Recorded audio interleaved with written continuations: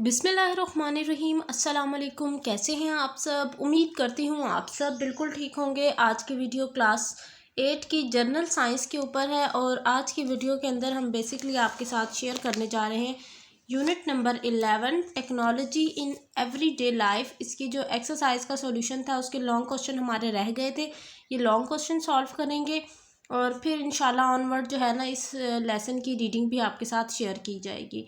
तो चलिए स्टार्ट कर लेते हैं। आप सब बच्चे पेज नंबर 188 को ओपन कर लें। लॉन्ग क्वेश्चन नंबर 1 है, what is spherical mirror type solar cooker. Spherical mirror की मदद से जो इस्तेमाल होते हैं सोलर कुकर, उनका बताना है आपने। How it can be use to cook food, और उनको खाना बनाने के लिए किस तरह इस्तेमाल किया जाता है ये बताना है आप लोगों ने। तो बच्चों इस क्वेश्चन का आंसर है पेज नंबर 177 पर। स्टार्ट करते हैं यहाँ से। First paragraph, when objects are placed in direct sunlight, जब किसी भी ऑब्जेक्ट किसी भी चीज़ को सूरज की रोशनी में रखा जाता है, दे गेट वार्म, ऑब्वियसली वो गर्म हो जाते हैं। Steel and metals are some time uncomfortably hot to hold. Steel और मेटल ये दोनों ऐसे सब्सटेंस हैं जो जब हम धूप में उसको ये रखते हैं वो इतने ज़्यादा गर्म हो जाते हैं कि उनको पकड़ना या उनको होल्ड करने का मतलब होता है उनको पकड़ना मुश्किल हो जाता है। फॉर एग्जाम्पल, मिसाल के तौर पर, when we get into a car, जब हम किसी गाड़ी के अंदर बैठते हैं, that has been parked in the sun on a hot day, जिसको सूरज की रोशनी में जो है ना वो छोड़ दिया जाता है गर्मियों के दिनों में।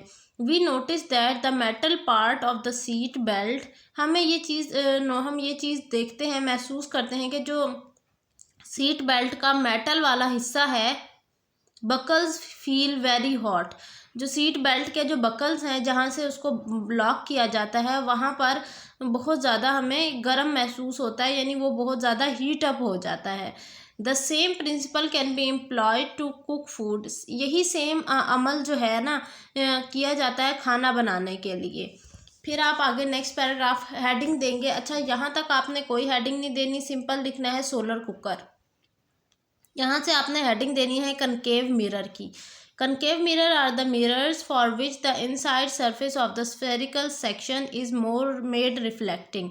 वो कह रहे हैं कि कनकेव मिरर इस किस्म का शीशा है, इस किस्म का मिरर है जिसके अंदर वाला जो एरिया है ना, यानी ये वाला एरिया है, ये वाला, ठीक है, ये बहुत ज़्यादा जो है रिफ्लेक्टिंग है। इसमें जो है सूरज की रोशनी जो है रिफ्लेक्ट बैक हो जाती है, आसानी से रिफ्लेक्ट हो जाती है।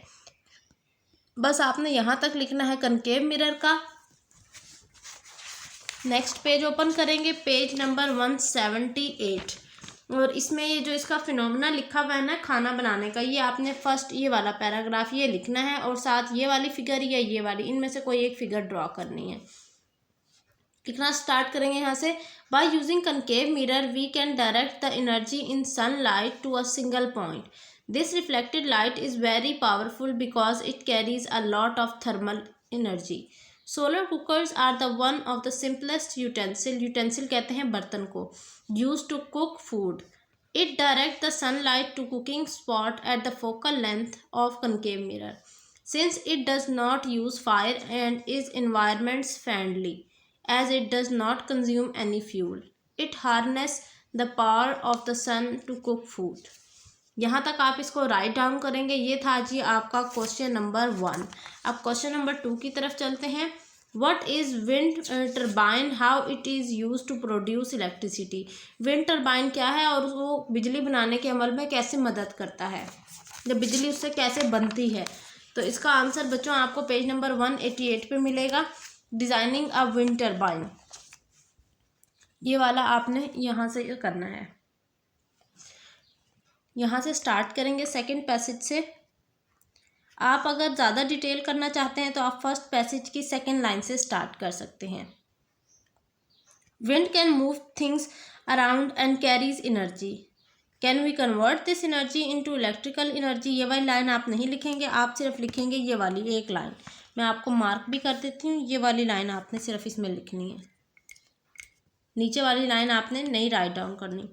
To change the wind energy to electricity Wind should turn the rotor blades which need to spin the turbine. Inside the turbine is an electric motor which is rotating machine that supplies an electrical output with a voltage and current. A wind turbine is connected to the motor and its movement generate electricity.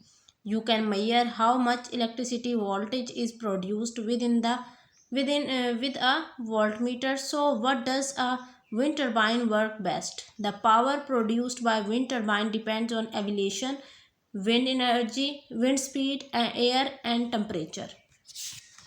Next page, page number 182. Wind power is undergoing the fastest rate of growth of any form of electricity generation in the world. Wind power is emission free and wind is renewable and cost free. यहाँ तक आपने बच्चों बस write down करना है, यहाँ तक ये आपका जो है क्वेश्चन नंबर 2 कंप्लीट हो जाता है। अब क्वेश्चन नंबर 3 की तरफ चलते हैं। उसमें वो पूछ रहे हैं what is UPS, where and how it is used. UPS क्या है और उसका इस्तेमाल कहाँ और किधर किया जाता है, यानी उसका इस्तेमाल बेसिकली आपने बताना है। तो बच्चों यहाँ पर working of UPS, page number 185।